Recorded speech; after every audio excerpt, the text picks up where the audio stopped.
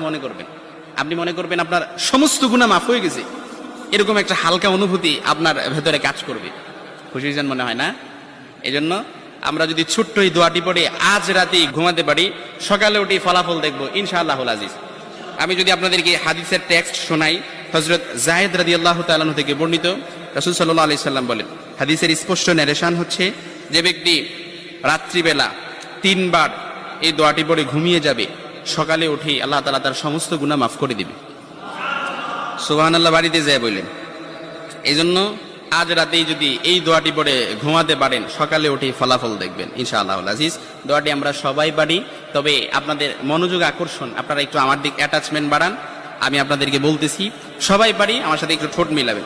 আস্তাগফিরুল্লাহাল্লাযী লা ইলাহা ইল্লা হুয়াল হাইয়ুল কাইয়্যুম ওয়া আতুবু ইলাইহি লা হাওলা ওয়ালা কুওয়াতা ইল্লা বিল্লাহিল আলিয়্যিল